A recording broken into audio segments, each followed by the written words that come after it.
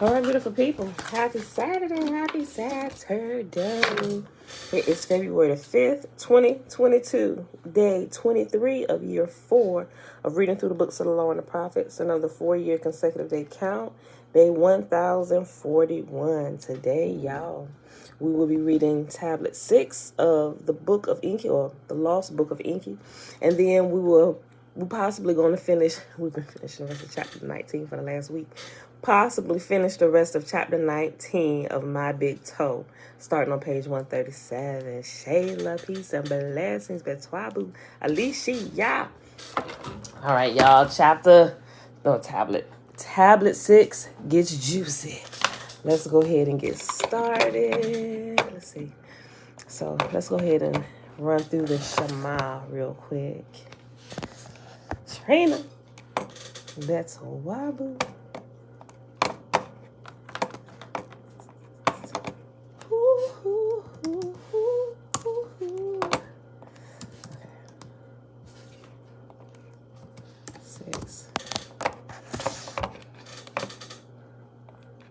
All right, y'all. Divine blessings. Okay. A call for a wholehearted commitment.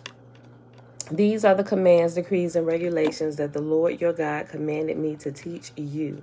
You must obey them in the land you are about to enter and occupy, and you and your children and grandchildren must fear the Lord your God as long as you live.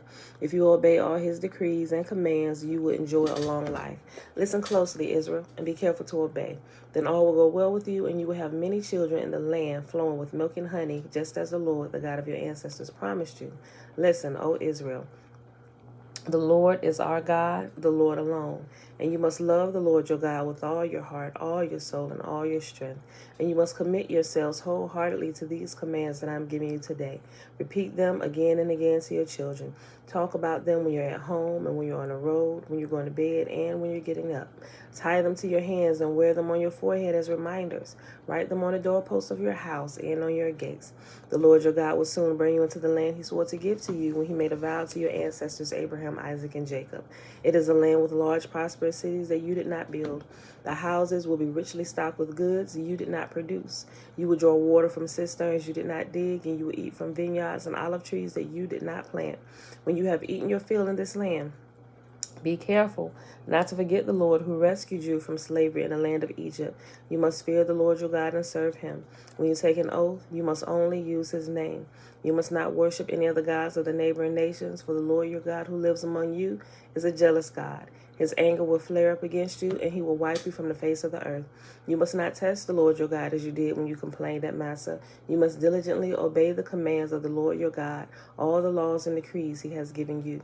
Do what is right and good in the Lord's sight, so all will go well with you. Then you will enter and occupy the good land that the Lord swore to give to your ancestors.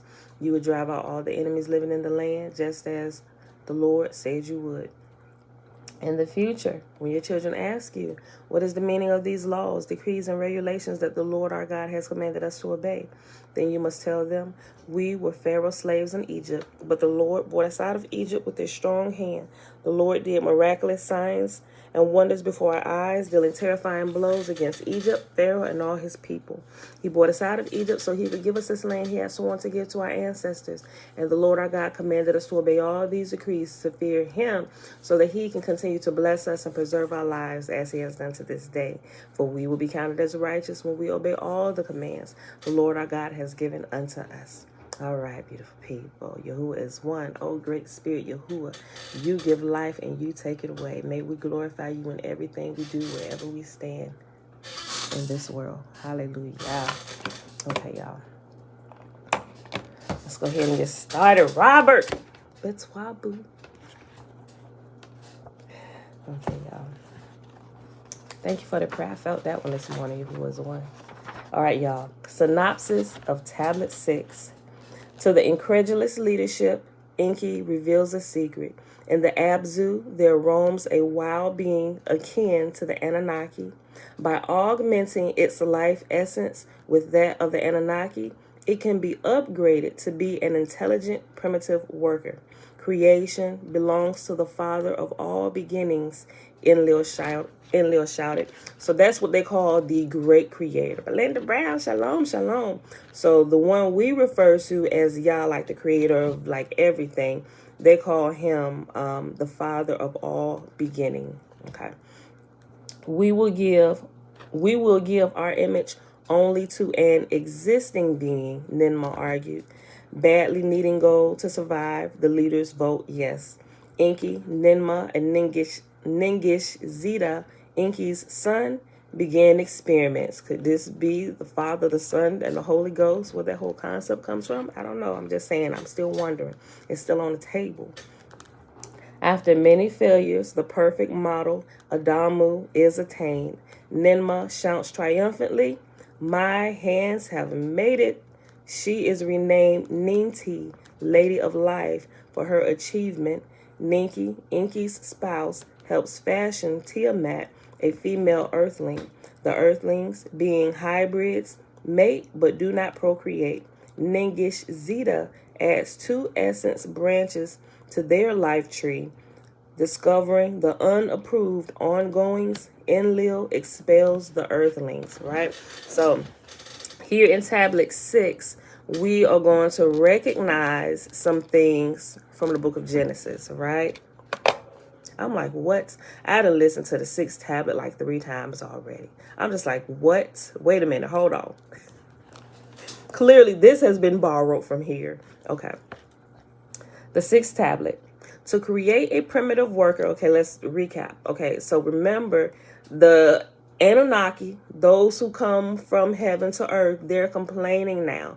They say, listen, we're breaking our backs down here, toiling down here in these mines. We need some relief. Send some new folk down here. Let us get a little bit of R&R because this is too much. We're down here too long, and it's taking too long to get this gold that we need for back home. Then somebody came up with the bright idea, why don't we just create somebody to do the work for us? Mom, shalom, shalom. So that's where we are in a nutshell today. To create a primitive worker by the mark of our essence to fashion him. So was Enki to the leaders, saying, the being that we need, it already exists.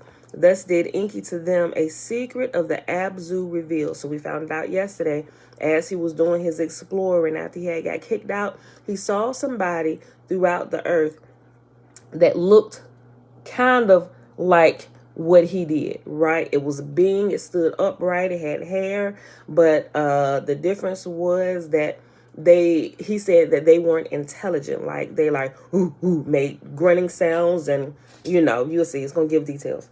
And like I said yesterday, what they were describing reminds me of what scientists or historians call maybe Neanderthals or cavemen, right? Kurt, shalom, shalom. Okay. The being that we need, it already exists. Thus did Enki to them a secret of the Abzu reveal.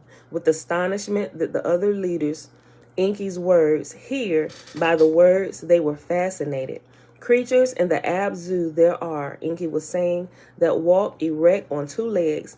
Their four legs they use as arms. With hands they are provided. Among the animals of the steppe they live. They know not dressing in garments. They eat plants with their mouths. They drink water from the lake and ditch. Shaggy with hair is their whole body. Their head hair is like a lion's. With gazelles they jostle. With teeming creatures in the water they delight. The leaders to Enki's words with amazement listen. No creature like that has ever in the Eden been seen. Enlil, disbelieving, said, eons ago on the Biru, our predecessors like that might have been. Ninmah was saying, it is a being, not a creature. Ninmah was saying, to behold it must be a thrill. To the house of life, Enki led them. In strong cages, there were some of the beings. At the sight of Enki and the others, they jumped up. With fists on the cage bars, they were beating. They were grunting and snorting. No words were they speaking. Male and female they are, Enki was saying. Male hoods and female hoods they have. like us. From the Biru coming, they are procreating. Ningish Zeta, my son, their fashioning essence has tested. Akin to ours, it is. Like two serpents, it is entwined. When they're with their, okay. When there with our life essence shall be combined, our mark upon them shall be. The primitive worker shall be created. Our commands will he understand. Our tools he will handle. The toil and the excavations he shall perform. To the Anunnaki and the Abzu, relief shall come. So was Enki with enthusiasm saying, with excitement his words came forth. Enlil at the words was hesitating. The matter is one of great importance. On our planet, slavery has long ago been abolished. Tools are the slaves, not other beings. A new creature, beforehand, non-existing, you wish to bring into being. Creation in the hands of the Father of all beginning alone is hell. So was Enlil opposing, saying, stern were his words. So was Enlil in opposing, saying, stern were his words. Enki to his brother responded, not slaves, but helpers is my plan. The being already exists, Nimma was saying. To give more ability is the plan. Not a new creature, but one existing more in our image made. Enki with persuasion said, with little change it can be achieved. Only a drop of our essence is needed. A grave matter it is. It is not to my liking, Enlil was saying. Against the rules from planet to planet journeying it is. By the rules of to earth coming, it was forbidden. To obtain gold was our purpose. To replace the Father of all beginning, it was not. Enlil, after Enlil thus had spoken, let me underline this right here. Ali, Shabbat Shalom. Wow. Audrey, Shalom, Shalom. Okay. To obtain gold was our purpose. To replace the Father of all beginning, it was not. After Enlil thus had spoken, Ninmo was the one to respond. My brother, Ninma to Enlil was saying, with wisdom and understanding has the Father of all beginning endowed us.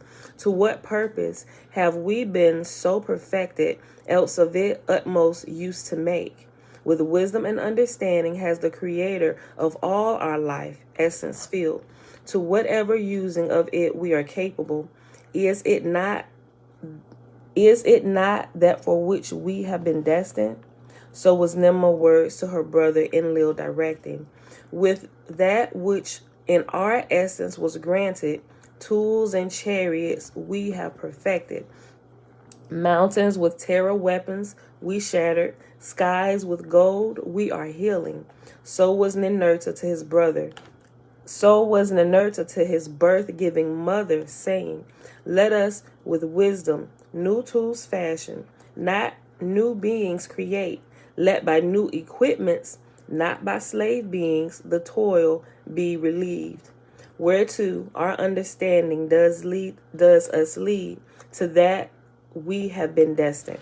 So they sitting there talking amongst themselves, these three, saying that, listen, well, the Creator of all beginnings has clearly fashioned us and put something in us that we have used to take and heal the world here. So why don't we just take that same theory and do it with these beings that already exist, right? How about we just make it better, right? He gave us these raw ingredients that we've used. We've healed the skies. We've made equipment to do other things and build. We're going to apply those same principles to this being that already lives. Let's just do that, right? So they're talking themselves into doing this. We're not replacing the Creator of all beginnings. We're just simply perfecting what he's given us here, right? Let me go back up. With wisdom and understanding has the Father of all beginning us endowed. To what purpose have we so been perfected, else of it utmost use to make? With wisdom and understanding has the Creator of all our life essence filled. To whatever using of it capable we are, it is not that for which we... Okay, let me read that again. To whatever using of it we capable are, is it not that for which we have been destined? It's like, we're destined to do this, is it not? Is this not our destiny to do this? We make things better and live and just build, right? So was Ninmah's words to her brother Enlil directing. With that which in our essence was granted, tools and chariots we have perfected, mountains with terror, weapons we shattered, skies with gold we are healing. So was Ninurta to his birth-giving mother, saying, let us with wisdom new tools fashion, not new beings create, let by new equipments, not by slave beings, the toil be relieved. Whereto our understanding does us lead, to that we have been destined. So was Ningishita, saying, with Enki and Ninmah he in agreement was. What knowledge we possess, its use cannot be prevented, Ningishita was saying. Destiny indeed cannot be altered from the beginning to the end. It has been determined. To them Enlil was thus saying, destiny it is, or fate it is, that to this planet us has brought, to go from the water's foil, to put Anunnaki heroes to excavating toil, to a primitive worker create to be planning. That, my kinfolk, is the question. Thus, with graveness, Enlil was saying, is it destiny? Is it fate? This is what deciding requires. Is it from the beginning ordained, or by us for choosing? To put the matter before Antu, they decided, and To put the matter before Anu, they decided, and knew before the council the matter presented. The elders, the savants, the commanders were consulted. Long and bitter the discussions were of life and death, fate and destiny, words were spoken. Can there be another way the gold to obtain? Survival is in danger. If gold must be obtained, let the being be fashioned, the council decided. Let Anu forsake the rules of planetary journeys, let Nibiru be saved. From Anu's palace the decision to earth was beamed, it Enki delighted. Let Ninmah my helper be, of such matters understanding she has. Thus was Enki saying, at Ninmah with a longing he was gazing. Let it so be, Ninmah was saying, let it so be, Enlil did say. By Inugi was the decision to the Anunnaki and the Abzu announced. Until the being is achieved, to the toil willingly you must return, he said. So until, like what we hear in the Bible, we hear in the Old Testament when it was talking to the Hebrews out there, listen, we need salvation. Like, I'm thinking about all these things, like the Hebrews in the mud pits and all that stuff, what they was doing to build houses for Pharaoh. They were constantly crying out for salvation. We need help. Deliver us from here. Well, until salvation comes, return to your label, right? Listen. By Inugi, I think I'd be saying Inugi, but it could be Inugi, right? I'm going to just say Inugi. Yeah, all right. By Inugi was the decision to the Anunnaki and the Abzu announced. Until the being is achieved, to the toil willingly you must return, he said. There was disappointment, rebellion, there was not. To the toil the Anunnaki returned. In the house of life, in the Abzu, how to fashion the being, Enki to Ninmah was explaining. To a place among the trees, Ninmah he directed. A place of cages it was. In the cages, there were odd creatures.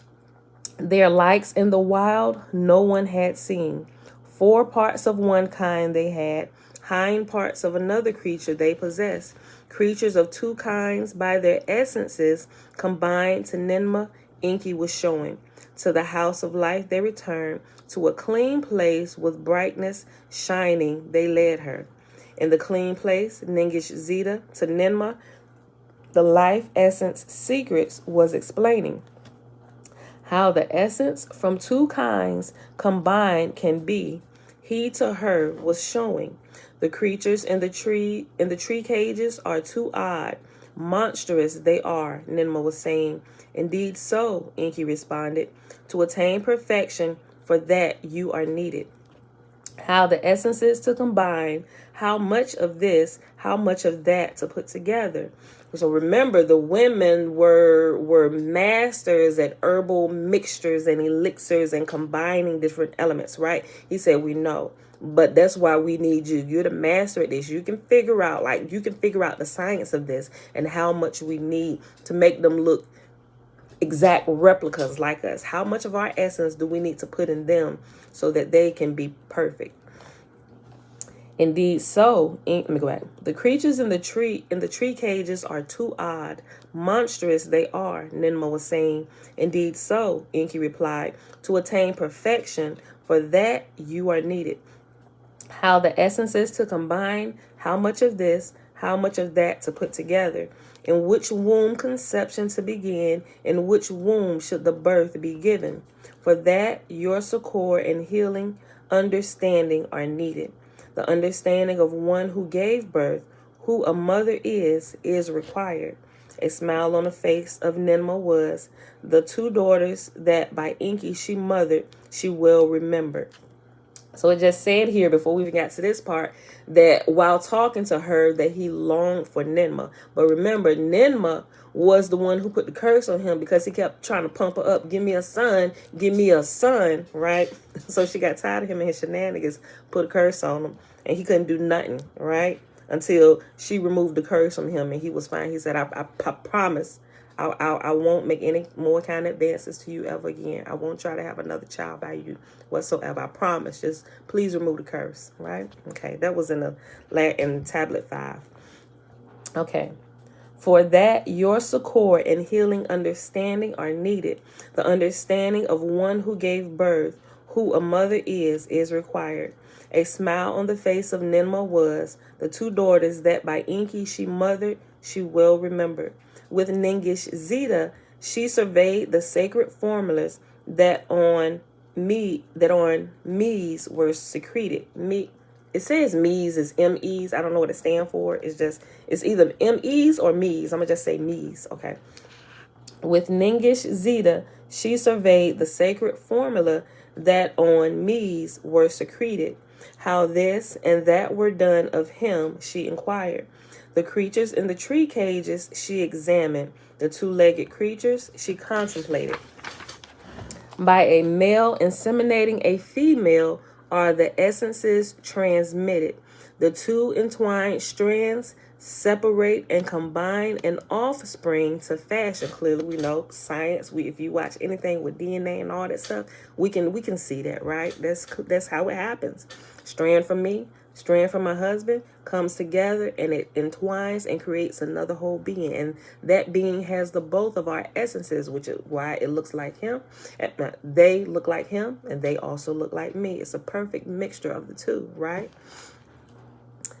The two entwined strands separate and combine an offspring to fashion. Let a male Anunnaki with a two-legged female impregnate. Let a combination offspring be born. Thus did Ninma say. That we have tried. With failures, it resulted. I'd have been like, what? So y'all already tried to do this. You mean to tell me y'all been out here having sex with these creatures? Not a creature. It's a being, right? It has two legs and it stands upright. He said, that's why we need you, because we done already tried it. Ain't nothing happening, Captain. Listen. Let a male Anunnaki, a two-legged female impregnate. Let a combination offspring be born. Thus did Ninma say. That we have tried. With failures, it resulted. To her, Enki responded, there was no conceiving, there was no birth. Just a little bit of fun on our behalf. All right. Now, this is the account of how the primitive worker was created. Now, if y'all not paying attention to nothing else, pay attention to this. Listen, and tell me how much of Genesis, like the first couple chapters, well, I would say chapter 2, Genesis chapter 2, and Genesis chapter 3. But mostly chapter 2. Just look at the first 3 chapters of Genesis. Okay. Then it skips over to after the world has already been, been there a little while. Okay. Now, this is the account of how the primitive workers was created. How Enki and Ninma, with Ningish Zeta assisting the being fashioned, right? It's three of them here, right? Another way the admixture of essences to attain must be tried, Ninma was saying. How the two strands of essences to combine another way must be found. That which from the earth is the portion must not be harmed. To receive our essence in graduations, it must be shaped. From the Emi formulas of Nibiru's essence, only bit by bit could be attempted. In a crystal vessel, Ninma, an admixture, was preparing. The oval of a female two-legged she gently placed. With me, Anunnaki seed containing, she the oval impregnated. That oval back into the womb of the two-legged female she inserted. Artificial insemination, right? Okay. The oval back into the womb of the two-legged female she inserted. This time there was conceiving. A birth was indeed forthcoming. The allotted time for birth giving the leaders awaited. With anxious hearts they results were seeking. The allotted time arrived. There was no birth giving. In desperation, Ninma, a cutting, made that which was conceived with tongs she drew out. A living being it was. So she didn't have the baby naturally. She had to give her a C-section, right? Pull her out. We do have a baby. A living being it was. With glee, Enki shouted, we attained. Ningish Zeta with joy cried out. In her hands, Ninma, the newborn, held. With joy she was not filled. Shaggy with hair all over was the newborn. His foreparts like of the earth creatures were. His hind parts to those of the Anunnaki more akin they were. They let the two-legged female, the newborn, nurse with her milk him to suckle. Fast was the newborn growing. What on Nibiru a day was, a month in the Abzu was. Taller the earth child grew. In the image of the Anunnaki, he was not. His hands for tools were not suited. His speech only grunting sounds was. We must try once more, Ninma was saying. The admixture needs adjusting. Let me, the me's assay with this or that me make the endeavor. With Enki and Ningish Zeta assisting, they repeated the procedures. The essences and the me's Ninma carefully considered. One bit she took from one bit she took out from another. Then in a crystal bowl, the oval of an earth female she inseminated. There was conception. At the appropriate time, there was birth giving. This one, more in the likeness of the Anunnaki, was. They let his birth mother him suckle. They let the newborn to a child grow. Appealing he was by his looks. His hands to hold tools were shapen. His senses they tested. They found them deficient. The earth child could not hear. His eyesight was faltered. Again and again, Ninma rearranged the admixtures of the me formulas. She took bits and pieces. One being had paralyzed feet. Another, his semen was dripping. One had trembling hands. A malfunctioning liver had another. One had hands too short to reach the mouth. One had lungs for breathing unsuited. Enki, by the results, was disappointed. A primitive worker is not attained to Ninma, he was saying. What is good or bad in this being by trials I am discovering. Ninma to Enki responded, to continue for success, my heart prompts me. And at this point, I started having questions. All of these experiments y'all are doing, tell me exactly what y'all doing with them.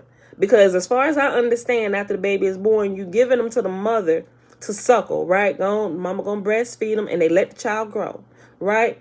Ain't nowhere through here yet have I seen that you decide, okay, we're going to go ahead and take his life essence from him and we're going to just bury him in the dirt. We're going to scrap this experiment. No. You just put them out there in the earth, right? So now you got all these deformed looking, maybe not necessarily deformed, but it's something wrong with all these different experiments that y'all just let go, right? And they can procreate. So you got different types of offspring as they begin to get older and they begin to procreate.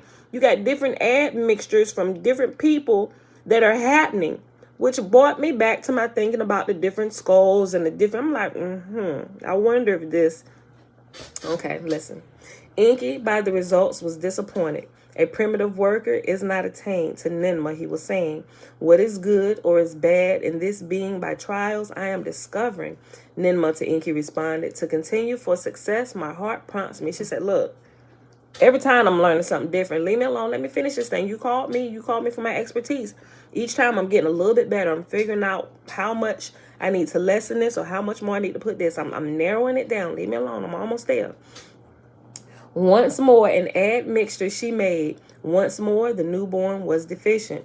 Perchance the shortfall is not in the admixture, Enki to her was saying. Perchance neither in the female's oval nor in the essences is the hindrance.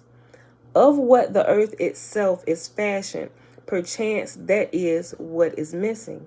Not of Nibiru's crystals, use the vessel. Of the clay of the earth, make it. Talay, hey girl, hey. Not of Nibiru's crystals, use the vessel. Of the clay of earth, make it. So was Enki with great wisdom possessed, to Ninma saying, perchance, what is earth's own admixture of gold and copper is required. Yay, congratulations, all moved in. Okay.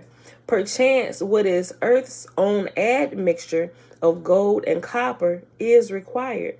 Thus was Enki, he who knows things, prompting her to use clay of the Abzu.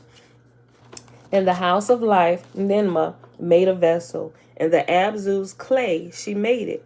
As a purifying bath,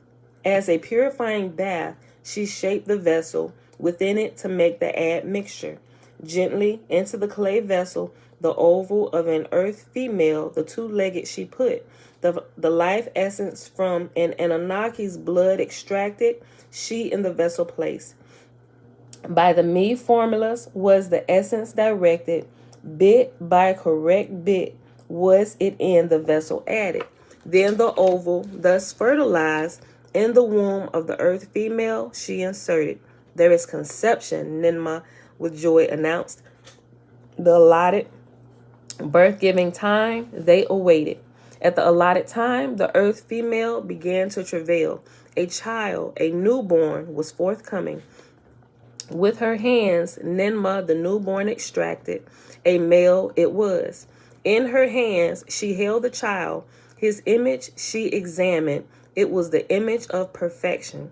In her hands, she held up the newborn. Enki and Ningish Zeta were present. With joyful laughter, the three leaders were seized. Enki and Ningish Zeta were backslapping. Ninma, Enki embraced and kissed. Your hands have made it, Enki, with a gleaming eye, to her was saying. They let the birth-giving mother, the newborn, suckle. Quicker than a child on a biru grows, he was growing. From month to month, the newborn progressed. From a baby to a child, he was becoming. His limbs for the task were suited. Speech he knew not. Of speaking, he had no understanding. Grunts and snorts were his utterings. Enki, the matter was pondering. What was done each step an admixture he considered. Of all that we have tried and changed, one thing was never altered. To Ninma he was saying, into the womb of an earth female, the fertilized oval was, into the womb of the earth female, the fertilized oval was always inserted. Perchance this is the remaining obstruction. Thus was Enki saying. Ninma at Enki gazed with bewilderment. Getting tongue tied. Okay. Ninma at Enki gazed with bewilderment. She, him, beheld. What in truth are you saying of him? She an answer required. Of the birth-giving womb am I speaking, to her Enki was responding. Of who the fertilized oval nurtures, to birth-giving carries, in our image and after our likeness to be, perchance an Anunnaki womb is required. In the house of life there was silence. Words never before heard Enki was uttering. They gazed at each other, about in what each other's mind they were thinking. Wise are your words, my brother, Ninma at long last was saying. Perchance the right admixture in the wrong womb was inserted. Now, where is the female among the Anunnaki, her womb to offer? Perchance the perfect primitive worker to create.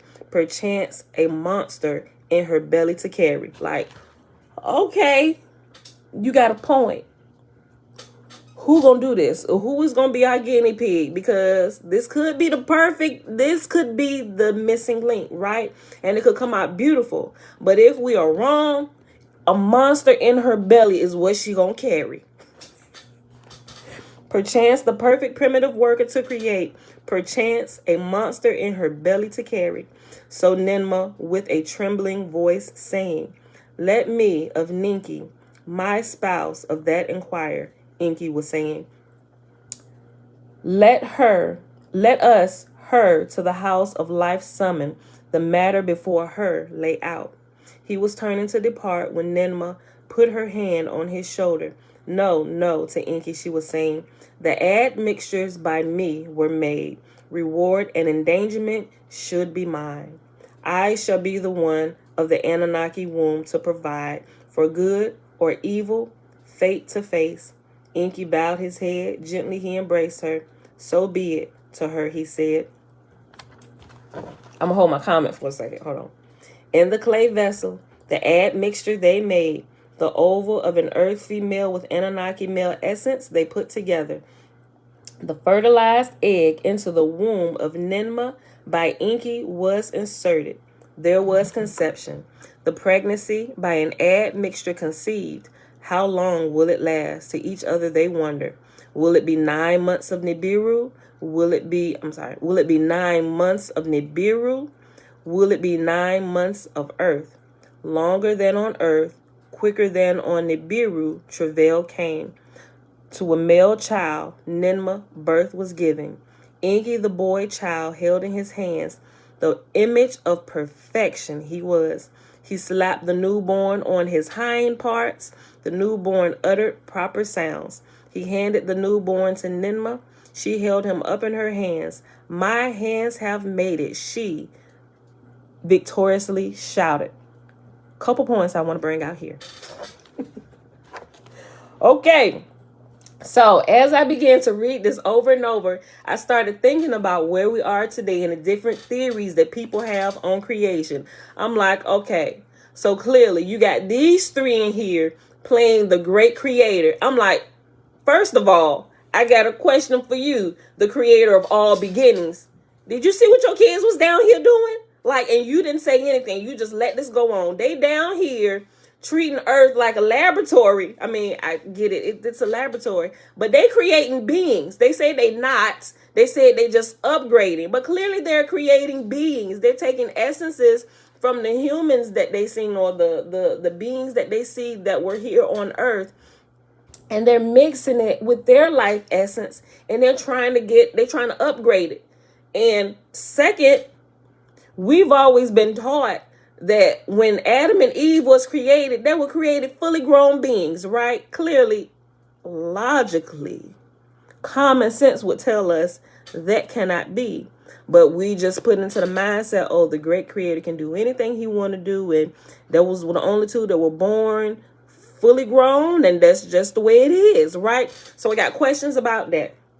And then, my G, the great debate of the current generation, well, maybe not the great debate, right, of the current generation, because as I've been looking previous generations, it's always been a set of people that's always been saying, well, first of all, God is a woman.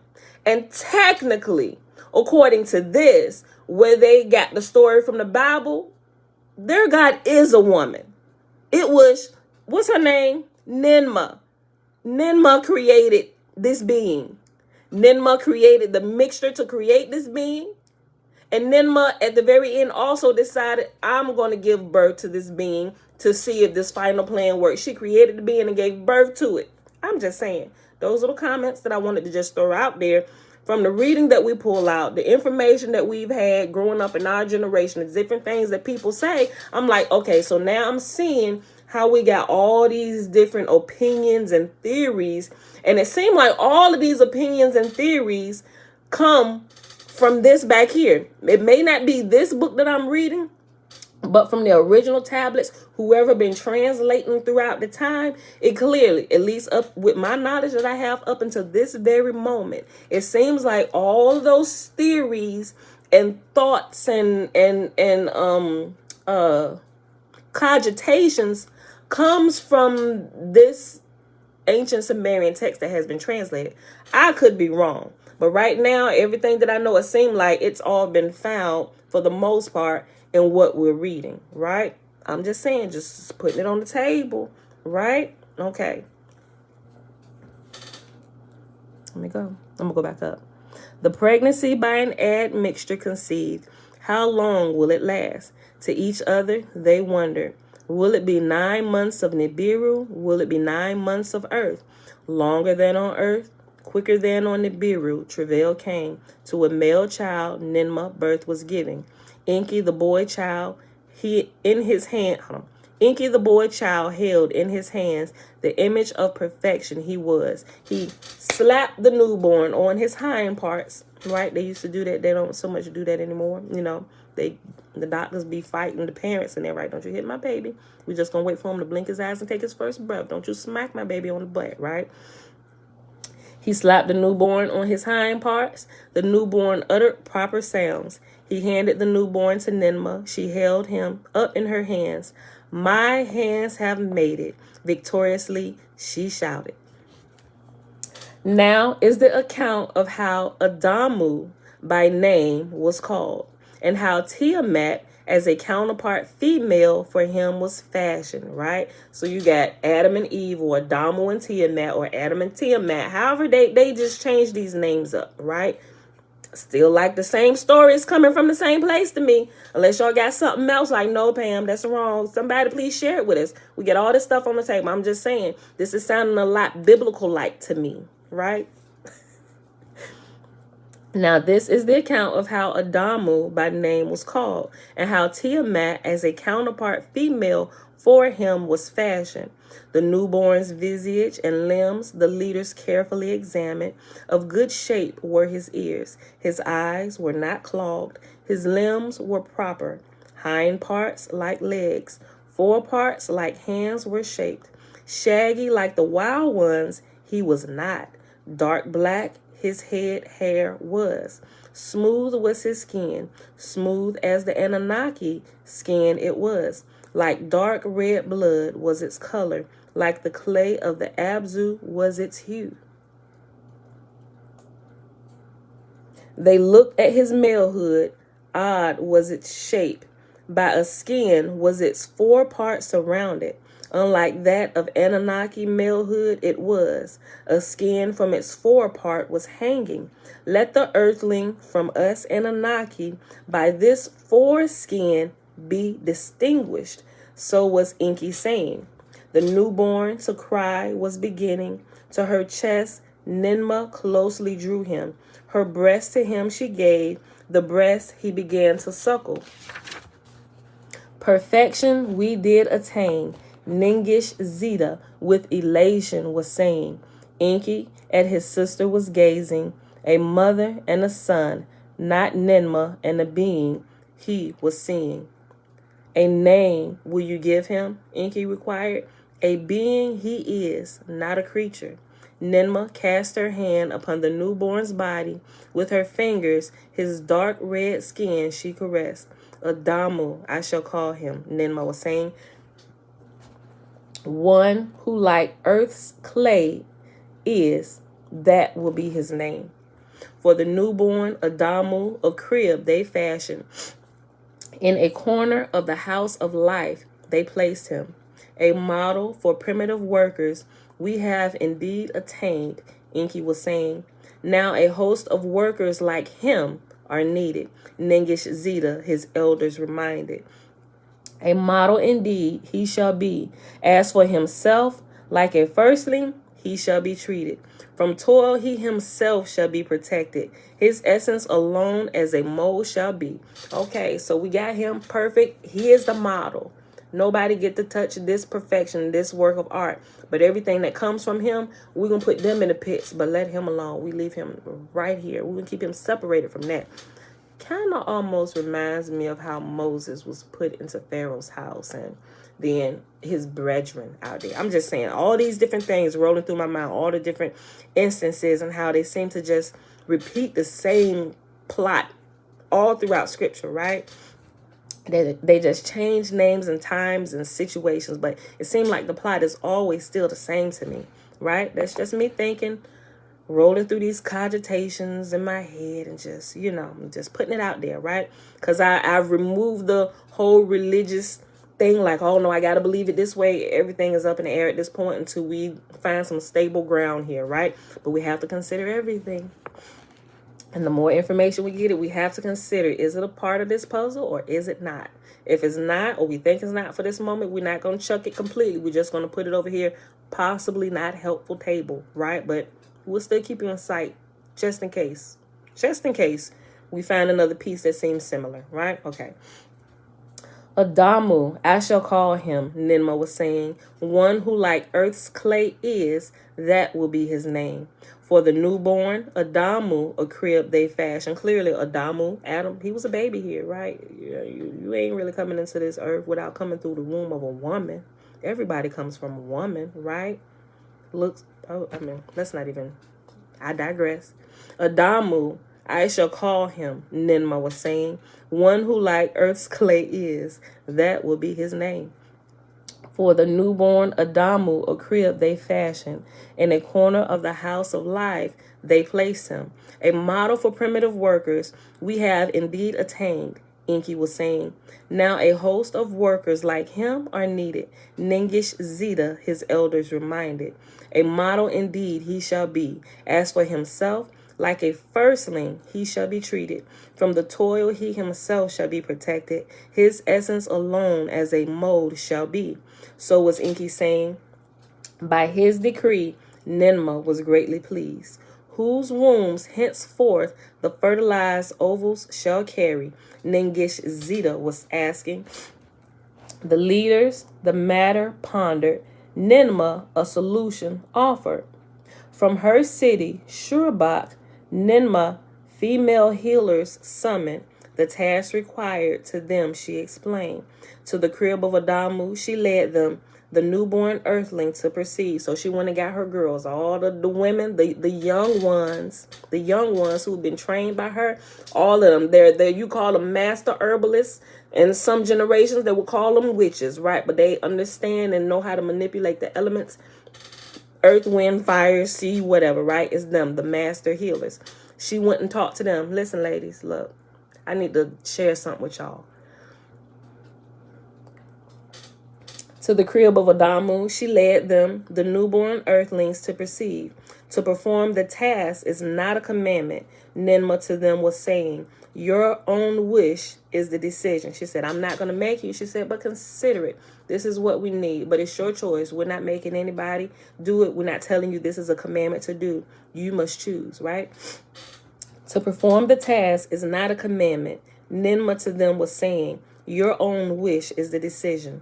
Of the female Anunnaki assembled, 7 stepped forward, 7 the task accepted.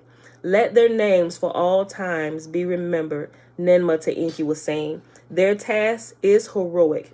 By them, a race of primitive workers shall come into being. The 7 stepped forward. Each one her name was announcing. The names Ningish Zeta recorded. Ninima, Shuziana, Ninmada, Ninbara, Ninmug, Marsardu, and Ninguna. These were the names of the 7 who by their own wish birth mothers were to be. earthlings in their wombs to conceive and bear, primitive workers to create. In 7 vessels of clay of the Abzu made, Ninma ovals of the 2-legged female's place. The life essence of Adamu she extracted bit by bit. In the vessels it inserted. Then in the male part of Adamu an incision she made, a drop of blood to let out. Let this a sign of life be, that flesh and soul have combined it. Let this a sign of life be, that flesh and soul have combined. Let it forever proclaim. She squeezed of the male part for blood, 1 drop of blood in each vessel. To the admixture she added, in this clay's mixture, earthling with Anunnaki shall be bound. Thus was Ninma saying, an incantation she was pronouncing. To a unity shall the 2 essences, one of heaven, one of earth, together be brought. That which is of earth, and that which is from Nibiru, by a blood kinship, shall be bonded. So was Ninma pronouncing her words. Ningish Zeta also recorded. In the wombs of the birth-giving heroines, the fertilized ovals were inserted. There was conception. With anticipation was the allotted time counted. At the allotted time, birth-givings were occurring. At the allotted time, 7 male earthlings were born. Their features were proper, good sounds they were uttering. By the heroines they were suckled. 7 primitive workers have been created. Ningish Zeta was saying, let the procedure be repeated. 7 more to the toil to undertake. My son, to him Enki was saying, not even 7 by 7 sufficient. No, hold on. My son, to him Enki was saying, not even 7 by 7 sufficient shall be. Of heroine healers, too much is required. Forever their task this way shall be. Indeed, the task is too demanding. Slow beyond enduring it is. Ninma to them said, female ones we have to fashion. Enki was saying, for male counterparts to be. Let them know each other as one flesh, the 2 to become. Let them by themselves procreate, on their own the childbearing make. To primitive workers, by themselves give birth, Anunnaki females to relieve. So he said, we're going to set this process up. He said, we started it, but we created we got the model. Adam right here. We got the model, Adamu. We take a drop of blood from him. After we perfected him, to perfect him was essences from these 3 put into him, right? 3 essences to create the perfect earthling, right? Adamu. He's the perfect model. And so now when she's making the next admixture, they do the same thing, but they take the admixture, which already contains the life essences of the 3, right? And they put it into the females, right? And so now he's saying, and they did the first ones and they got 7 males, right? They said, okay, these are only 7 males. How's the reproducing? They said, if we keep doing this with the Anunnaki women, it's going to get tiring. It's going to be a long process and it's never going to stop. You're right, my brother. So let's create 7 females for these 7 males that we created. And then let them completely take over the whole process and we are relieved. And they can just keep repeating. They can just begin to reproduce after their own kind, right? Indeed, the task is too demanding. Slow beyond enduring it is. Ninma to them said, female ones we have to fashion. Enki was saying, for male counterparts to be. Let them know each other as one flesh the 2 become. Let them by themselves procreate, on their own the childbirthing make. To primitive workers by themselves give birth, Anunnaki females to relieve. The me formulas you must change, from male to female adjustment make. So did Enki to Ningish Zeta say. For a counterpart to Adamu to be fashioned in the womb of an Anunnaki female conception is needed. So did Ningish Zeta to his father Enki in a responding say. Right? So they said, we got these. We got 7 males and we got Adamu. But we need a female for Adamu too, right? So this is what they're talking about now. Enki at Emma, his gaze directed. Before she could speak, he raised his hand. Let me this time, Ninki, my spouse, summon. With strong voice, he said, if she is willing, let her of the mold of the female earthling create. They to the Abzu, to the house of life, Ninki summoned. So now, for the female, they're calling his wife. So, what's her name? I keep forgetting her name. Ninma. Ninma has 2 daughters by Enki. But then after she put the curse on him and everything, I promise I won't touch you no more. Right? And so then after that, he married the woman they about to go get now. His wife, Ninki. So Enki and Ninki. He said, okay, so this time, Ninma, we let you do it. He said, but let me get Ninki. Let's see what she say. Let's see if she'll do it this time. That way you don't have to do it anymore, right? Let me this time, Ninki, my spouse, summon. With strong voice, he said, if she is willing, let her the mold for the female earthling create. They to the Abzu, to the house of life, Ninki summoned. They showed her Adamu. All that matters to her, they explained. Of the task that is required, they gave explanations. Of success and danger to her, an account gave. By the task, Ninki was fascinated. Let it be done, she said to them. By the me formulas, Ningish Zeta adjusting made, by the admixture and oval fertilized. Into the womb of his spouse, Enki it inserted. With much care he did it. There was conception, and the allotted time, Ninki was in travail. A birth there was not. Ninki the months counted. Ninma the months counted. The 10th month, a month of evil fates, they began to call. Ninma, the lady whose hand wombs has opened, with a cutter an incision made. Her head was covered. On her hands, protection she wore. Right? She was surgeon. She about to perform a C-section, right? Her head was covered. On her hands, protection she wore. With dexterity, the opening she made, her face at once was brightened.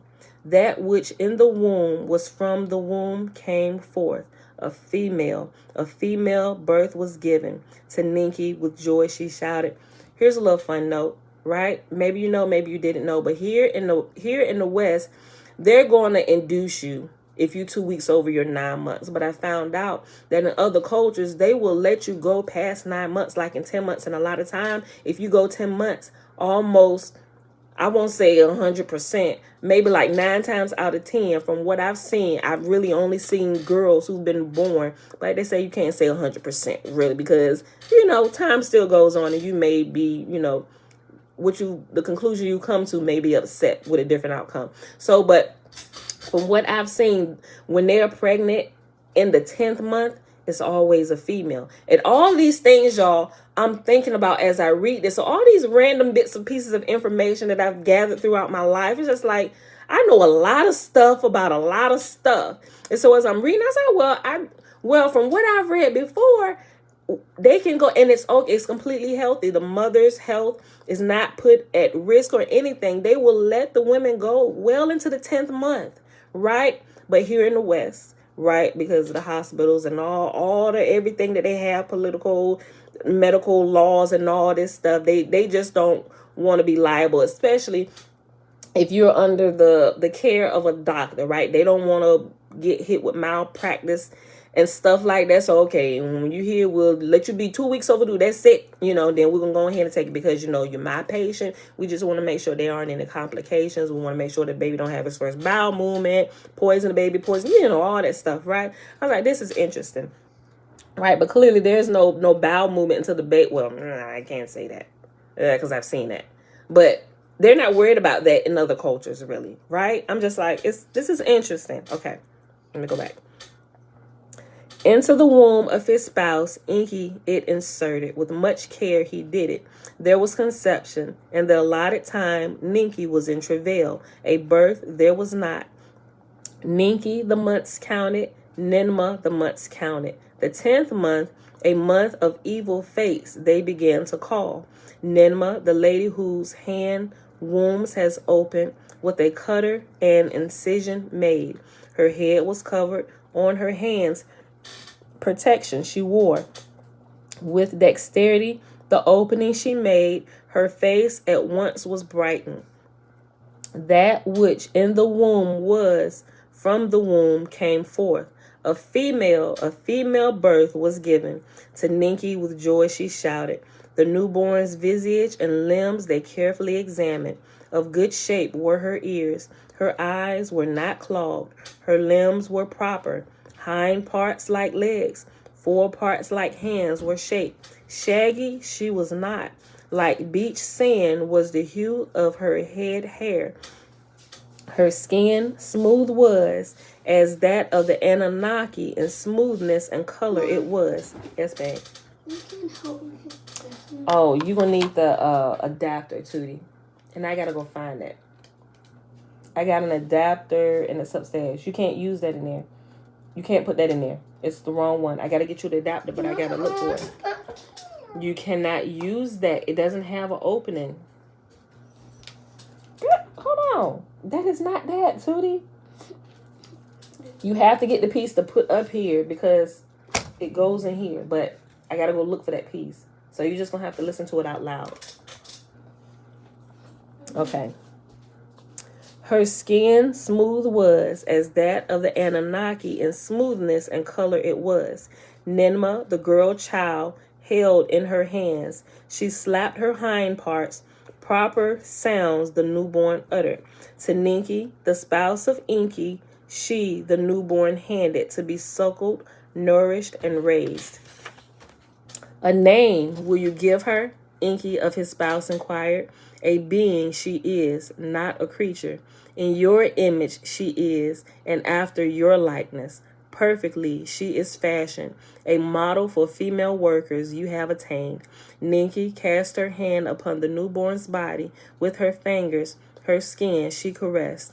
Tiamat, let her name be, the mother of life, Enki was saying. Like the planet of old, which the earth and the moon were, fashioned, let her be called. From her womb's life essences, other birth givers shall be molded.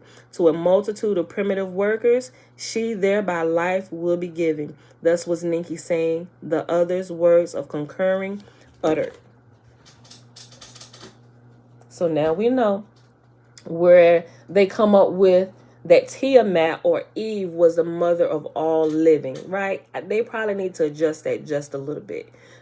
She is the mother of all those living who didn't have like the deformities and stuff. With all the other ones they didn't create and then just let loose in the earth, right? I'm just saying, okay? Because there were multiple created that didn't meet their standard of perfectness, that they just let live and let go on. Not saying that they should have killed them, because that would be absolutely horrible. But still in all this, I'm like, Father of all beginnings, do you see what they're down here doing? Okay. Now, this is the account of Adamu and Tiamat in the Eden. Oh, this get good, y'all. Listen, we about to see why they got kicked out of Eden. Look, okay. Now, this is the account of Adamu and Tiamat in the Eden, and how they, knowing of procreation, were given, and to the Abzu expelled. They found out that y'all was in here freaking sciences. We was created what? How was we created? Oh, yo, they started having questions, right? Oh, look, hold on, wait. Look, let me read. Now, this is the account of Adamu and Tiamat in the Eden, and how they, knowing of procreation, were given, and to the Abzu expelled. After Tiamat in the womb of Enki was fashioned, in 7 vessels of the clay of the Abzu made Ninmah, ovals of the 2-legged female's place. The life essence of Tiamat she extracted bit by bit in the vessels she inserted. So now remember what they did to get the men? The 7 males, they took the essence from Adam, right? And put it in the men. For the women, the essence from Tiamat, from the woman, they put in the women, right? And they just tell you, when you read in the Bible, it seems like they give it to you all chopped and screwed. They say, we're going to lay the man out. We're going to cut him open and take a rib from him, put it in and create the woman. No, from the male essences, we created the males. From the female essences, the females we created. But all of it was fashioned and formed by this woman, right? But also, maybe I should just wait till we get to that part before I say that. Let me just keep reading. Okay. Yeah, okay. I'll save that comment. Okay. After Tiamat in the womb of Enki was fashioned, and 7 vessels of the clay of the Abzu made Ninma ovals of the 2-legged female's place. The life essence of Tiamat she extracted. Bit by bit in the vessels it inserted. In the vessels of the clay of the Abzu made Ninma the admixture formed. Incantations as the procedure benefits she was uttering. In the wombs of the birth-given heroines, the fertilized ovals were inserted. There was conception. At the allotted time, birth givings were occurring. At the allotted time, 7 female earthlings were born. Their features were proper. Good sounds they were uttering. Thus were 7 female counterparts for the primitive workers created. 7 male and 7 female did the 4 leaders create them. Now it's 4 because they got Enki first baby mama Ninma there, and then was like, okay, you didn't already went through this first part and created this. Let me go get my current wife, Enki and Enki. Yeah, Ninma and Enki. Ninma, I be getting their names screwed up. Okay, so baby mama, let me go get my wife and, let her be the 4th person. So now we got 4, that father of beginnings, all 4 of them. Do you see what they're down here doing, right? And then I think about this. I'm like, so maybe this is how the whole story about Lilith came in too. It was created somewhere from this. It came from these shenanigans, right? Because now we know Lilith was Adam's first wife, right? According to they call it Jewish folklore, right? They just put her into the realm of Jewish folklore. They said they couldn't deal with Lilith because Lilith was made just like Adam was made, had the same equal rights. No, we don't want her because she want to be like Adam. She want to take the rulership. You are subordinate to Adam. You are subordinate to the man. No, we're equal. We were created the same. We're the same, right? We didn't want to do with that. So Jewish folklore, predominantly male society, get rid of Lilith, call her a demon, and let's create this other one. Take her from his rib. You are made just for him. Now we can move on with our manly plans for this earth. Let's go. Yo, it is so much stuff that I'm looking at. I'm like, yo, I think all this crap has started from the ancient Sumerian text. They taken the ancient Sumerian text, chopped it up how they wanted to, gave different pieces, created different religions. You get a piece and you get a piece and you get a piece, but you don't get that piece. Tell them this piece is wrong. You tell them the same piece is right. Let's create all this friction and among the factions, and that way we can still move on with our manly plan throughout this earth. That no slight against the man. I love y'all. Y'all has blessed me with 5 male children myself, and I love them. I'll fight you over them, right? And I don't stand up just for my sons, but I'll stand up for any man. Anybody, it pains me greatly. It makes my blood boil to see anybody taking advantage of men, or men taking advantage of men, or women taking advantage of men. Because don't you bring that crap to my house. We're going to have problems, right? Okay, I'm just saying. All right, let me go back. At the allotted time, I'm going to go back up a couple sentences. At the allotted time, 7 female earthlings were born. Their features were proper, good sounds they were uttering. Thus were 7 female counterparts for the primitive workers created. 7 male and 7 female did the 4 leaders create them. After the earthlings were thus created, let the females inseminate. Let the primitive workers by themselves offspring beget. So was Enki to the others, saying, after the allotted time, other offspring will beget. Plentiful will be the primitive workers' numbers. The toil of the Anunnaki they shall bear. Enki and Ninki, Ninma and Ningish Zeta were joyful. The fruits elixir they were drinking. For the 7 and 7 cages they made among the trees, they placed them. Let them together grow up. Malehoods and femalehoods attain. Let the males, the females inseminate. Let them by themselves offspring beget. So were they to each other saying, as for Adamu and Tiamat, from the toil of excavations they shall be protected. Let us them to Eden bring over, to the Anunnaki therein our handiwork to display.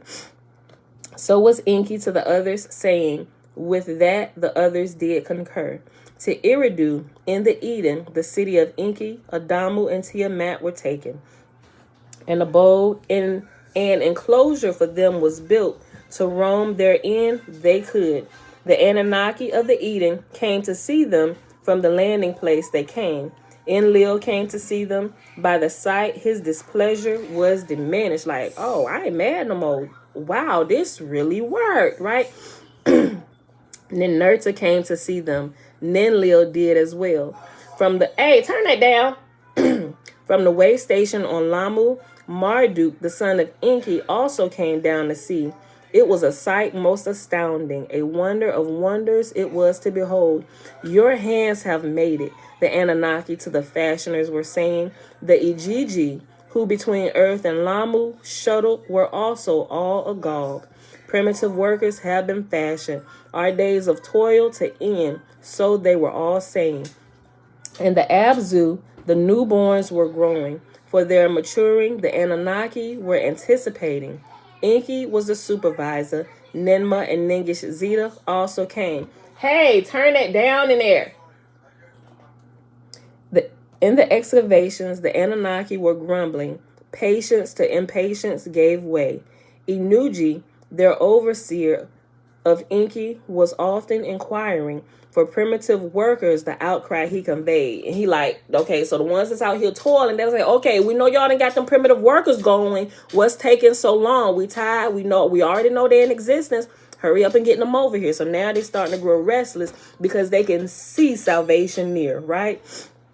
And so now they're just trying to speed it up. The circuits of earth grew in number. Maturity of the earthlings was overdue. No conceiving among the females was observed. There was no birth giving. By the cages among the trees, Ningish Zeta a couch of grass for himself made. Day and night the earthlings he was watching, their doings to ascertain. Indeed, he saw them mating. The males, the females were inseminating. Conceiving, there was not. Birth giving, there was not. Enki the matter deeply pondered. The creatures, once combined, he contemplated.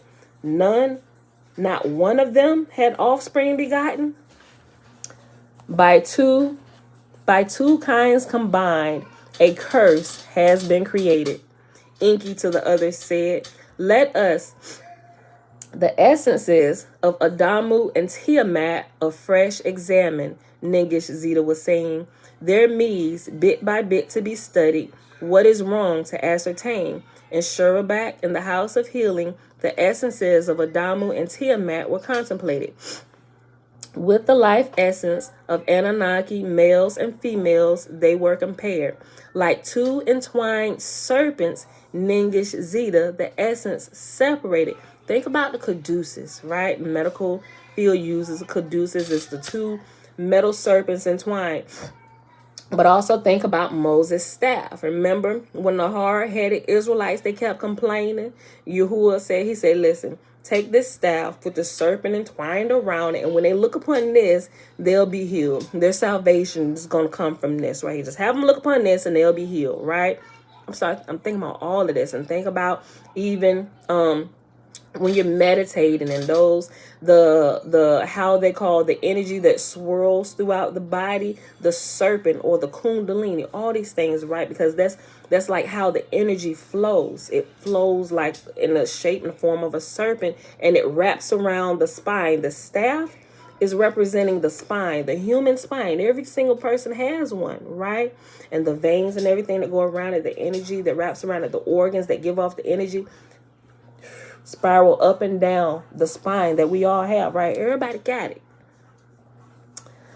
Listen, this is about to get a little more science-like. Talk about the I would say the chromosomes and stuff, right? It was like, well, men and the women, the certain chromosomes and this, and well, who was created first? Well, if men got less of this and women got more of this, how was man created first? Technically, according to science, the woman would have had to been created first, and the man comes out of the woman. Like all of these things, I'm like, oh, we getting somewhere now, right? Listen, with the life essence of, hold on, let me go back up. Let us the essences of Adamu and Tiamat afresh examine, Ningish Zeta was saying. Their me's bit by bit to be studied, what's wrong to ascertain. In Sharubak, in the house of healing, the essences of Adamu and Tiamat were contemplated. With the life essence of Anaki males and females, they were compared. Like two entwined serpents, Ningish Zeta, the essences separated. Arranged like 22 branches on a tree of life were the essences. Their bits were comparable, the images and likenesses they properly determined. 22 they were in number. The ability to procreate they did not include. Another 2 bits of the essence in the Anunnaki present Ningish Zeta to the others showed. 1 male, 1 female. Without them, there was no procreating. So was he to them explaining. In the molds of Adamu and Tiamat, in the combining, they were not included. Ninma heard this and was distraught. With frustrations was Enki seized. The clamor in the Abzu was great. Mutiny is again in the making. So was Enki to them saying, primitive workers must be procured, lest the gold extracting shall be ceasing.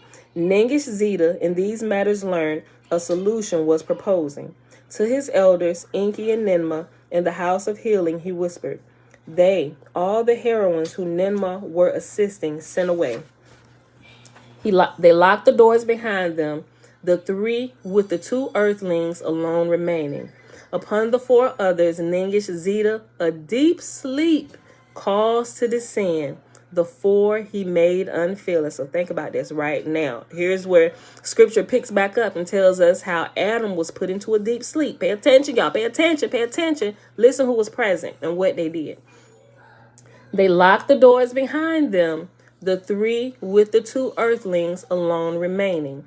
Upon the 4 others, Ningish Zeta, the sun, right? A deep sleep. Upon the 4 others would be Adamu and Tiamat, and then Enki and Ninma, right? Enki and Ninma, they was the first 2.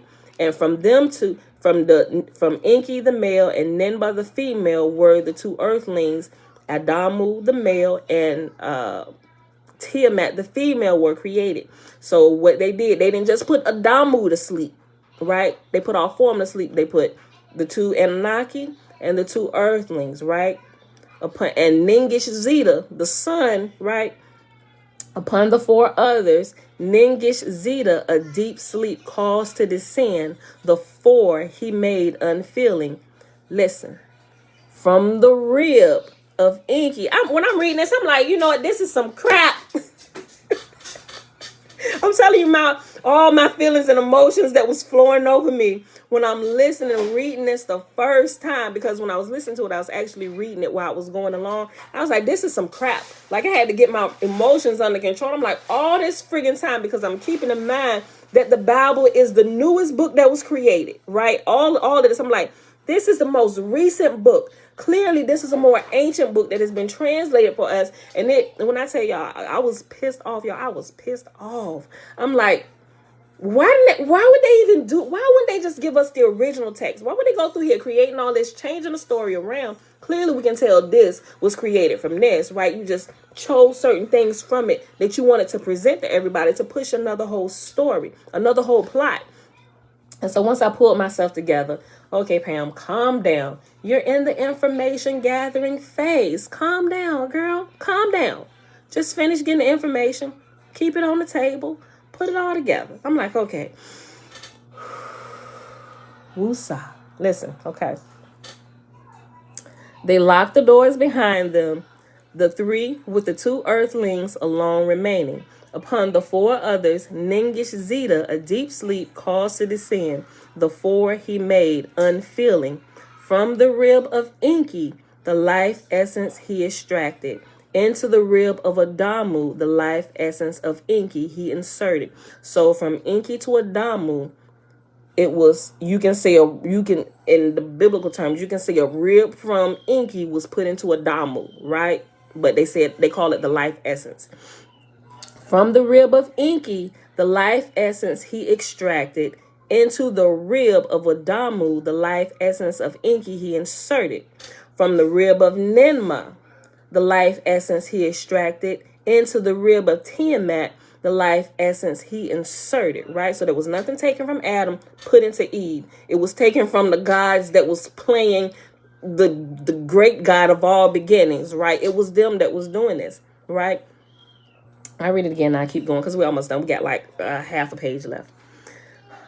Upon the four others, Ningish Zeta, a deep sleep caused to descend. The four he made unfeeling. From the rib of Enki, the life essence he extracted. Into the rib of Adamu, the life essence of Enki he inserted. From the rib of Ninma, the life essence he extracted. Into the rib of Tiamat, the life essence he inserted. Where the incisions were made, the flesh thereupon he closed up. Then the four of them by Ningish Zeta were awakened. It is done, he proudly declared. To their tree of life, 2 branches have been added. With procreating powers, their life essences are now entwined. Let them freely roam as one flesh. Let them know each other, Ninma was saying. In the Eden's orchards, to freely roam, Adamu and Tiamat were placed. Of their nakedness, they became aware. Of malehood and femalehood, they were knowing. So before they had well, first of all, if you don't have the essence in you, here's what I'm thinking about scientifically. I'm just thinking about stuff, right? I want to say, because before they had the life essence put in them, they were actually coming together, knowing one another, or having sex, right? Because in Ningish Zeta, he said he went out to the Abzu to observe the ones, the 7 males and the 7 females. He said they were having sex. He said, but there was no babies being made. What has happened? We missed something, right? Maybe the reproduction gene or something is not there, because they're having sex all the time, but I see no babies being created. That's when he went back to Enki and Ninma. Like, listen, they having sex. What's going on? Why aren't any babies being created? And Ninma was like, that's interesting. Went back and observed Adamu and Tiamat, same thing. They were knowing one another, but no babies were being created. So we need to look and see what's going on. We left something out, right? Okay. And so now that they have that, they're about to move forward. Listen. So now that when they put these life essences in them, it's like now they were made aware. It's to me, it seems like, you know how they say they ate from the fruit tree, the tree of knowledge of good and evil. I don't think it was necessarily that they clearly, we know it's a story, it's a analogy to something. But when this particular thing was put in them, it's like on purpose. We know we coming together and we're gonna create. It's just annoying on the inside of you. Like, we know if we have sex, clearly we're going to give birth. I'm trying to explain that better than, like, I see it in my head, but y'all get what I'm saying. It's like now it's a knowing. That's probably still not helping, but let me keep reading. I know what I want to say, but I'm trying to find the words to put it in. Just give me a moment. I'll get it together. Okay. Then the 4 of them by Ningish Zeta were awakened. It is done, he proudly declared. To their tree of life, 2 branches have been added. With procreating powers, their life essences are now entwined. Let them freely roam as one flesh. Let them know each other, Ninma was saying. In the Eden's orchards to freely roam, Adamu and Tiamat were placed. Of their nakedness, they became aware. Of malehood and femalehood, they were knowing. Tiamat of leaves, apron made, like the leaves that fall from the tree. Tiamat of leaves, aprons made from the wild beasts to be distinguished. It's like another type of intelligence was given to them. It's like, oh shoot, We naked, my G. Because mind you, they weren't treating them like animals, but it's like, you're a creature. Well, not a creature, you're a being. But they didn't give them clothes, right? It's like, we just see all the other animals in nature are naked, except for the people that be putting clothes on their dogs and their cat. Well, cats ain't gonna let you do that crap. But people be clothing dogs and stuff. Like, leave the creatures alone. Let them be free and roam naked, right? That's how it was created. So it seems weird to us when we actually see animals with clothes on, right? So that, and the animals don't know they naked. They're like, my G, I need some pants.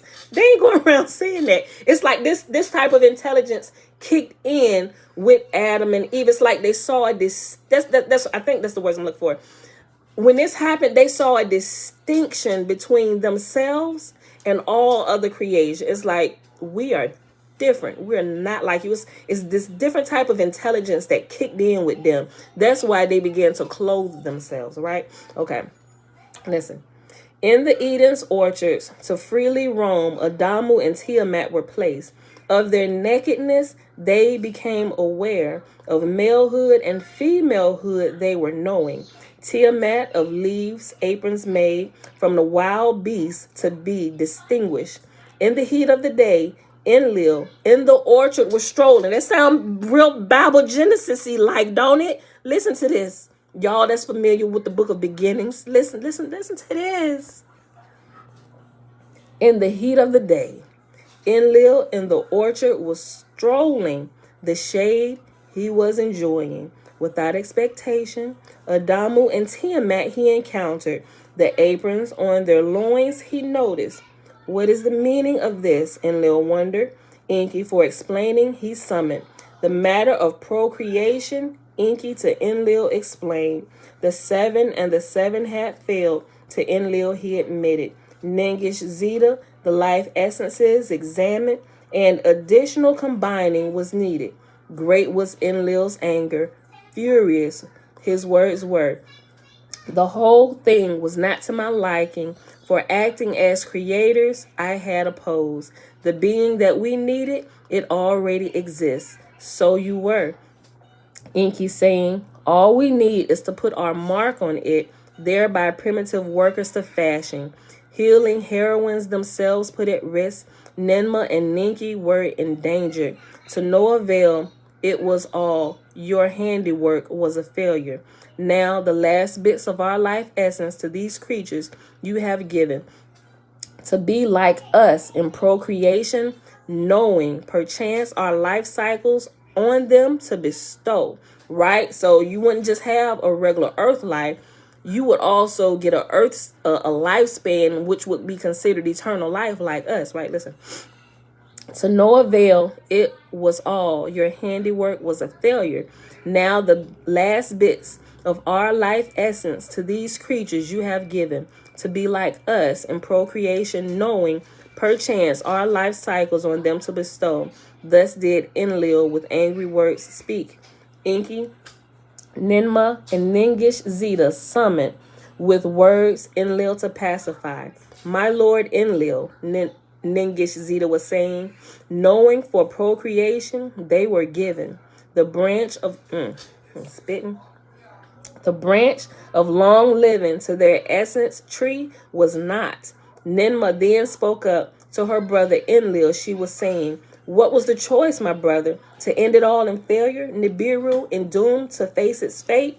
Or to try and try and try by procreation, let earthlings the toil undertake? Then let them be where they are needed. Enlil with anger said to the Abzu, away from the Eden, let them be expelled. I'm like, bruh. So they found out what y'all were doing. And he said, oh, we created them to be out there. Out there is where they need to be. Kick them out of Eden. They don't need to be here, right? And that, my beautiful people, is the reading for today. So they were kicked out because they found out how they were created. They lab babies. That sounds horrible. It really does. But I like to have fun with stuff. So, did that or did that not sound real Genesis like? The creation of Genesis, the story of creation from Genesis that we'll peddle from the pulpit to the pews. Isn't that, y'all, could y'all see that? Or was it just me? Tell me, am I tripping? Am I the only one that can see that? I'm going to wait for an answer from somebody on Facebook or on YouTube. Am I the only one that can see that? Or was y'all able to see that while I was reading through here? Are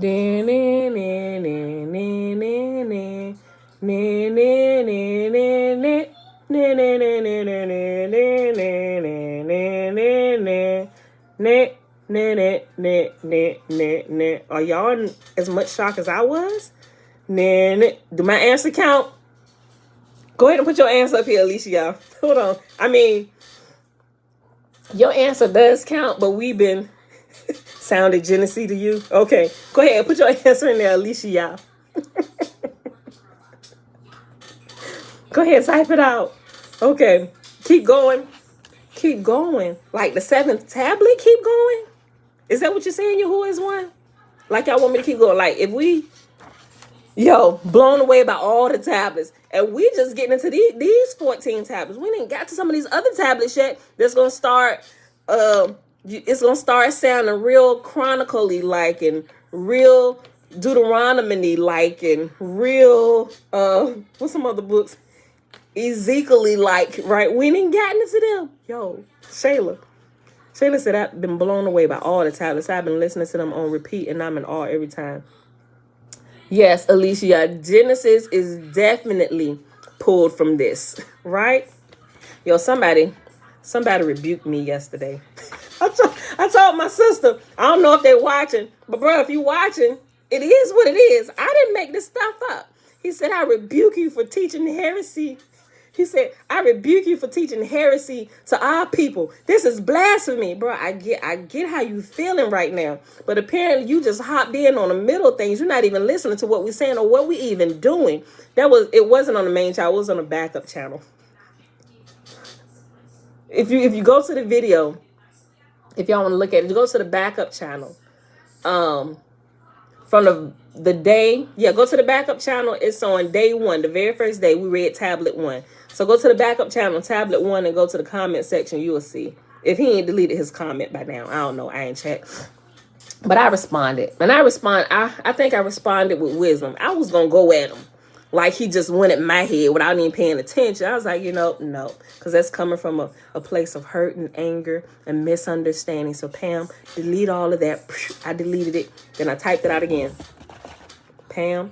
Okay. Pam. Okay. Take a breath. I'm going to walk away from the computer. I'm just not even going to respond to this because I know it's foolishness, right? But I did. I think I responded in a loving way. And, I could tell that it's somebody new that just kind of hopped in. Because had I just hopped in on the middle of my readings, I'd be like, who is she? And what is this? Is blasphemy. She is spewing out of her mouth. Y'all strike. Oh, I would probably, if I was that person, I would have been like, Jesus, strike them down right now. I'm going to report the channel. Nobody, I would probably be that person doing that. That's why I'm like, just kind of go back. Kind of go back and see what we're doing. This is the information gathering phase. So Jalen just asked, when is anger warranted? Anger is warranted in a lot of cases, I would say. But I try not to misplace my anger. We're going to get into that, y'all. Just, oh, man. That's such a good topic we need to talk about. But if we, that has to be done with wisdom, right? Because if it's not done in wisdom, it's going to create a nation of pitchforks and guns and all kind of weapons. It's like, let's go at their heads, right? That's not what I'm trying to do, right? I'm trying to create a revolution, not a rebellion, right? I guess you can kind of see a revolution as being a rebellion, but I really do. I want it to be a rebellion, but with the mind of revolution involved. We're not just rebelling to be rebelling because we're sick of this crap, right? We want to rebel against the status quo in order to bring about a revolution so everything changes and the world is flipped right side up. So that's why I control my anger. Like the anger, like Because there's some people out there, teachers, they just like, we're coming for your heads, right? Yeah, that's one reason, right? So I'm thinking about rebellion with the revolution in mind, right? Properly understanding things. And oh man, I'm going to just pause right there with that comment with the anger, because anger definitely has its place. And also, you're going to see, oh my gosh, when we do get into it, you're going to see why they have the story that they've taken, and they've taken like this in the vernacular, like, well, the powerful, wrathful God, why they've taken that mindset and given it to Yahuwah's people. Oh, just forgive everybody. Because when you forgive, not saying that you shouldn't forgive. Listen what I'm saying. When people are constantly being like, you know, it don't matter what they did to you, just forgive them. It's like you constantly being trampled over, like you don't matter. It's like you always got to be the bigger person, and they can get away with whatever they want to get away with, and they'll be handled by God in a sweet by and by. That's what they teach you, right? And they teach you to subdue that anger. But you can see they're teaching you to do that. But even in the movies and stuff, it shows you, what is that series with the guy? Hold on, it's like right there. It's I'm gonna give you the clip. I'm gonna give y'all the clip. Now the clip is cursing through it, but he's talking about anger. He said anger gets S-H-I-T done. He said, so yeah, get angry, and that's what they're afraid of. They're afraid of our people getting angry, and they're afraid of our people getting to the point where we stop forgiving for all the crap that has been done and still being done to us, and just push it off on this non-existent God who they've given to you. Sweet Jesus said, forgive them. If they slap one cheek, give them the other. Let them slap that too, sweet daughter. Right? I'm like, when I'm waking up, I'm like, this is BS. And it's like, yo, it's like, so I want to lead you to a rebellion, but not a rebellion that's going to get us all killed before we can get off the ground good. It's a rebellion. It's a structured rebellion with revolution in mind, right? We don't really want to harm you, right? We just want you to do what's right, right? Do what's right. Not just because we said it, but do what's right because it's right, right? And not just against us, but all people groups, right? Because you've come with this gospel that you're preaching and you're indoctrinating people with all over the earth. Like you subdue continents and nations of people, taking this gospel to the four corners of the earth, and it's disgusting, and it pisses me off every time I think about it. Right? Leave them people alone. They didn't need your gospel of Jesus Christ. They were doing just fine before you came and indoctrinated them. And when you indoctrinate them, that's when you take everything that they have that they can fight. When you take their land, you take everything from them. And that, don't get me started.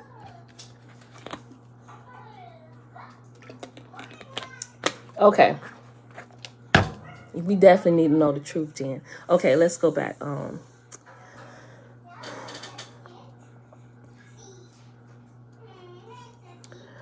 Okay, so Yahuwah is one. You said keep going. So that was actually the end of tablet 6. Oh yeah. Oh, we had an hour and 39 minutes. When you said keep going, did you realize we were at the end of tablet 6? Or you saying like keep going, like, yes, I know we're at the end of tablet 6, but read tablet 7 too? I mean, I don't know.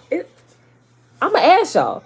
Tablet 7 is 2, 4, 6, 8, 10, 12, 14, 16, 18, 20. About 22 pages. A little hot there, huh? Just a little bit. Just a little bit. So y'all saying go ahead and read another tablet, or just keep on with what we've been doing, one tablet a day? I mean, it's Saturday. I can't read another tablet. Y'all, what y'all want to do? It's Saturday. Y'all got tomorrow? Okay. First answer wins it. That's the end of the tablets for the day. Because y'all know I go with the first answer. I want this to be interactive. Okay. All right, y'all. So we'll pause here. Where we at? An hour and 40 minutes. Let's see. We'll read a page of My Big Toe. So let me pause right here. That tablet was real good. One tablet a day. Okay. I figured I asked. They said keep going. Like, I wasn't sure if he meant like keep going because he thought we weren't finished with the tablet, or they knew we were finished with the tablet and they wanted to get an extra one in. But if you want to keep going, y'all, I'll leave the link like I always do. Well, I think I actually forgot the last couple of days, so belay my last. Forget I said that. I'll leave the link today if you want to go listen to the Audible. But the first couple of days, it's there. Well, the Audible on YouTube. You can go and listen to it. So if you want to keep going and just listen to all the tablets, it's there. Just go and you can listen to it on your own time. But we're going to do that, we're going to keep it to one tablet a day. Because when we get into these other tablets, they're probably about the same length. Some are just a little bit shorter, but I think we'll keep it to like the one tablet. Because like the one tablet, if it was put like in Bible books, they would be multiple chapters, right? So we'll leave it at that because it's taking us about an hour to get through just one tablet. Or almost, yeah. Actually, shucks, it was almost 2 hours for this one. Plus with my shenanigans and side stories added in. All right. So let's hop over to My Big Toe real quick. And we have, I think we have like 4 pages of this left. Yeah. Let me see. Where we at? 142? Let's see. Let me see how fast I read this. I'll read like maybe 2 pages, but if I'm flowing, depending on what they're saying, we'll just go ahead and take it to the end. Okay. Okay. Beyond the edge of your page 137, y'all, chapter 19. Beyond the edge of your knowledge and the outer boundary of your 3D physical matter reality understanding lies your personal unknown. Some of the potential knowledge that remains unknown to you may appear.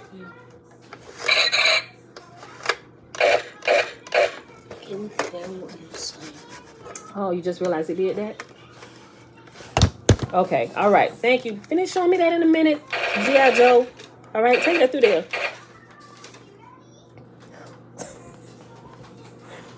Beyond the edge of your knowledge and the outer boundary of your 3D physical matter reality understanding lies your personal unknown. Some of the potential knowledge that remains unknown to you may appear to be beyond the theoretical reach of your knowing, mystical, and some may appear only to be a lack of information. In either case, you can leave the unknown alone, ignore it, and accept it as the forever unknown, or you can probe it and explore it with the intent of eventually converting at least some of it into knowledge, which is what we're doing, right? So at this point, we could look at like how they created Adam and Eve, or Adamu and Tiamat. It's like, okay, now I can't unhear what I just heard, and I can clearly relate this and see that these match up.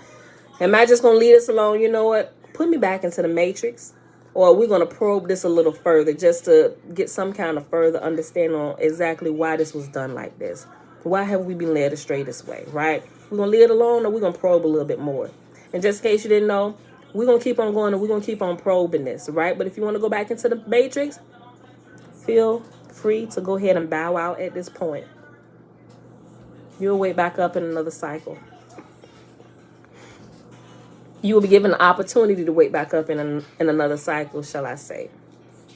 In either case, you can leave the unknown alone, ignore it, and accept it as the forever unknown, or you can probe it and explore it with the intent of eventually converting at least some of it into knowledge.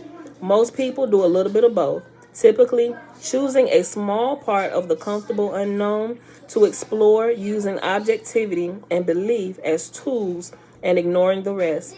They pick the low-hanging fruit and convince themselves that anything that isn't relatively easy to reach isn't worth the effort or the social risk. Using subjective experience tightly coupled with objective results is not often explored. Is not often explored because it is more difficult and because it is an individual rather than a group experience. Thank y'all we got a group experience going on here, right? We can help one another out. If we get too far off, we're going to snatch it back. Get over here. Okay. Those who cannot, hold on. Let me read that sentence again. Using subjective experience tightly coupled with objective results is not often explored because it is more difficult and because it is an individual rather than group experience. Those who cannot take a step without the reassurance of others are frightened away. These individuals erroneously believe that what remains naturally mystical to them is forever beyond their reach. The companion belief is that what remains naturally mystical to them is forever beyond anyone's reach. This soothing belief is manufactured to absolve themselves of the responsibility of mustering the courage and making the commitment to do the hard work required to turn the unknown into knowledge. Because of its absolving nature, this belief is held most passionately and is a great closer of minds, right? Though, like the guy said, this is complete blasphemy, right? It's a great closer of the minds. Another serious error, and it's a great closer of minds, like he said, because your belief is so passionate to you, you just refuse to listen to anything else anybody else saying. Anything else you hear is complete blasphemy to your ears, and you got to stay away from it. Mind closed. May y'all bless you to wake up in another cycle, to go through this again. It's shocking first when you first wake up, right? Why do my eyes hurt? Because you've never used them before. Remember when the light came on, Neo was pulled out the Matrix? Why do my eyes hurt? Because you've never used them before. You thought you were woke, but now you're really woke. And the light, think about babies. They come out, eyes closed, and they open them, they close them. They use them for the first time. They're getting adjusted to the light, right? To the light of this realm that they're born into. They were used to the realm of darkness, right? Another serious error is to intellectually and emotionally deal with that naturally existing, what lies beyond your knowing, mysticism by assuming a dogmatic set of beliefs. Dogma and belief are straitjackets on the mind. That's our title for the day. That's it. Dogma and belief are straitjackets on the mind. Blindfolds to the awareness, limitations on the thoughts you are capable of thinking, and the understanding you can obtain. Dogma creates a small, usually incomplete and distorted perspective that cannot be expanded beyond the confines of the belief. Let me read what he's saying about belief, and then we'll probably we'll pause. Okay. Let us look at disbelief for a moment. Disbelief typically represents a negative reaction to a competitive belief. Whether you believe something is true or believe it is not true, you are using belief to smooth the discomfort of ignorance. Whether believing or disbelieving, the ignorance is shared. It is only the jump to conclusions that are different. Most vocal non-believers and closed-minded skeptics are as wrapped up in their beliefs as those they ridicule or disagree with. The main difference is that they are more apt to deny that their beliefs are beliefs. The more you are committed to your belief, the more that belief appears to be knowledge and represents absolute truth. Ooh, you hear that? That's good. Listen. The title's Jen. Listen. The more you are committed to your belief, the more that belief appears to be knowledge and represents absolute truth. Pseudo-knowledge can be passionately held if it meets a powerful need or stems from a powerful fear.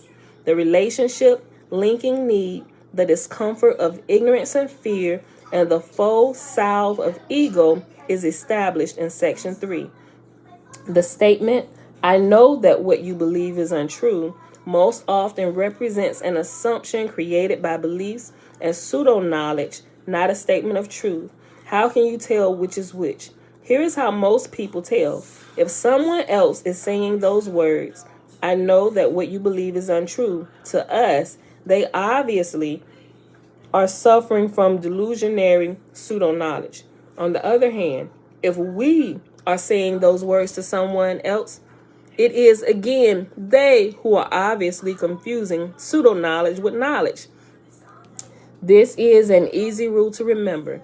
If others agree with you, they possess real knowledge. But if they disagree with you, they are afflicted with delusion and pseudo-knowledge, right? We can clearly see that in the church. If you disagree with the church, you're the person who disagrees, you're the one that's demon possessed because you don't agree with us. Oh, you don't believe in Jesus like the missionaries? Oh, can we pray? Absolutely not, especially if you're going to pray in the name of Jesus Christ, because I don't believe in the name of Jesus Christ. I believe in the creator of heaven and the earth, and his name is Yahuwah. When I say that, they're like, well, okay, ma'am, you have a nice day. And I said, toodles. I said it just like that. I could have said bye, but I just wanted to say something that grabbed their attention. I said, toodles. It's those that don't agree with you that you think, you know, you're the problem when those that don't agree with you, you think they're the ones full of the devil, right? Because those growing in knowledge and understanding, they're going to cut you a little bit of slack. We know everybody got their own path to follow. They wake up the truth in the time that they do. They got different phases, but if you don't believe with them, listen, let me read again. This is an easy rule to remember. If others agree with you, they possess real knowledge. But if they disagree with you, they are afflicted with delusion and pseudo-knowledge. If you want to stay in the mainstream and play it safe in the center of the well-beaten path, apply the above rule is the standard technique for discriminating real knowledge from pseudo-knowledge. What rule could be more simple or satisfying to apply? Other people are always the idiots, right? Just like when you're driving, right? If you've been tricking away your time and you running late, it seems like everybody else on the road are the idiots. Get out of my way. Why are you driving so slow? Well, first of all, they left on time. It was you that was here tricking off the time. You should have left like 30 minutes ago. If you had left earlier, even things that would normally piss you off at the last moment would not piss you off. You would slow down. Oh, I got time. I ain't gonna be late. It's you are the variable. You're the variable, right? What rule could be more simple or satisfying to apply? Other people are always the idiots. The fact is, disagreement on big picture concepts is most often the result of a conflict of belief, is a result of conflict of beliefs, regardless of who is talking, pretending to listen, agreeing or disagreeing. If you are to avoid jumping to conclusions in the absence of knowledge, you must maintain the state of open-minded skepticism. There is no other reasonable or logical alternative. Everything else is a trap. And we'll pause right here. And we'll pick this back up. I might actually just kind of go back up here when we start tomorrow. All right. And so tomorrow we should actually just finish this. we chopping it down day by day, chapter 19. All right, beautiful people. So that is our reading for today. Let me put my page number 137 to 139. All right, so I hope y'all enjoyed the reading for today, and I really like how my big toe is lining up with what we believe and helping us expand our thinking, because some of these chapters of the Lost Book of Enki, it's just like, it's real eye-openers, and if it should at least cause you to think. Even if you don't believe, even if you still don't believe it at this point, it should cause you to ask some questions, and that's okay. It's not that you're doubting what you believe or somebody trying to shake your faith. No. We want to make sure that you know what you believe, that we want to make sure that you truly know what it is you believe and why you believe it, right? Don't go through here on blind faith, right? Blind faith will have you killed in a heartbeat. Don't live by blind faith, y'all. It's not natural. And that may sound like heresy to church ears. But I'm telling you, and even some of our Hebrew brethren and sistren, that sounds like, oh, what blasphemy? What are you saying, girl? We live by faith. We do. I mean, we do. But in its proper context, right? Okay, I'm just saying. Okay. Jen said, after I came in, to the end out of, hold on, what you said? What you say? After I came in and out of, I think I know what you're saying. Okay, after I came in and out of the church, I stopped praying for my Hindu husband's salvation. Right? All right, yo, it just getting a little more understanding will free you from some things you've been trapped in all your life. This is the way it must be done. And we think we have to do it this way because we love our family or our spouses, and we don't want to see you die and leave this earth without salvation, right? So, I mean, we're driven to these things, we're taught to be driven towards and do these things out of love for our spouses, our family members, friends, and those who are unsaved. We're driven by this, but we're driven by something that's untrue. Not saying that the love that we have for them is untrue, but it's a false understanding of what we believe that causes us to act certain ways, right? Now, you can still love them and give them wisdom and guidance and stuff, but don't try to push them into a lie that you believe. That's what I take issue with now, right? You don't even know what you believe, and you passionately believe this garbage, right? Until you really understand what you believe and why you believe it. But when you start asking people those questions and you're not necessarily coming to them like, oh, you're wrong. No, you just simply calmly asking them some questions, right? But they get stumped and they start to think about it a little bit. Oh no, put me back into the matrix. What? I don't even want to ask that question. Blasphemy. Blasphemy, blasphemy, blasphemy, blasphemy. No. I'm not, I'm like, wait a minute, calm down. I simply just asked you a question. But they don't know how to answer it, and it scares them, right? Because now it's like, wait a minute. I'm being shaken. Hold everything together. No, don't do that. Don't shake me. Right? But somebody should shake you. They should shake you all the way loose. And what remains is what's stable, right? And let's build upon that foundation with truth, right? So you can never be shaken again. And people are scared of that process, right? People fall off from here. They are scared of that process. They are being shaken every which way. And that's not my intent to like run you away, but my intent is to wake you up. And if not to wake you up, at least consider asking a question or two, right? Things that you're not quite clear on, the things that don't really make sense to you. It's okay to ask questions, right? If you ain't got nobody else to ask a question to but the creator of all beginnings, Yahuwah himself, ask. Truth will be revealed to you. You'll be led to things, right? The answers are there. The answers are there.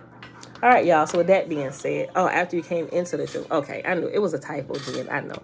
All right, y'all. That being said, we are done for today. We at the 2-hour mark. Bella! Come on, let's do the blessing, girl, baby. Okay, well, you don't have to. Okay. What, babe? What? Next we can make a house. Oh, yeah. We can. Here. Take some of this.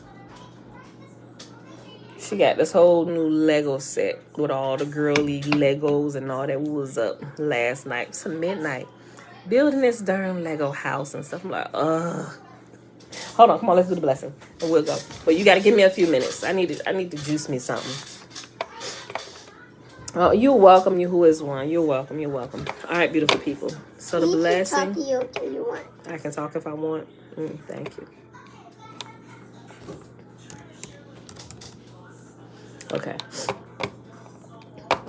The blessing is found in Numbers chapter 6, verses 22 through 27. And Yahuwah spake unto Moses, saying, Speak unto Aaron and unto his sons, saying, On this wise ye shall bless the children of Israel, saying unto them, Yahuwah will kneel before us, presenting gifts, and will guard us with a hedge of protection. Yahuwah will illuminate the wholeness of his being towards us, bringing order, and he will provide us with love, sustenance, and friendship. Yahuwah will lift up his wholeness of being and look upon us, and he will set in place all we need to be whole and complete. And they shall put my name on the children of Israel, and I will bless them. All right, beautiful people. I love y'all. Blessings and thankfulness. Belinda Brown, Auntie. All right, y'all. I love y'all. See y'all back here tomorrow morning, 7:30 a.m. Eastern Standard Time. Peace. Mommy, you have a lipstick. Lip gloss. Okay, go ahead and end it, girl. Come on.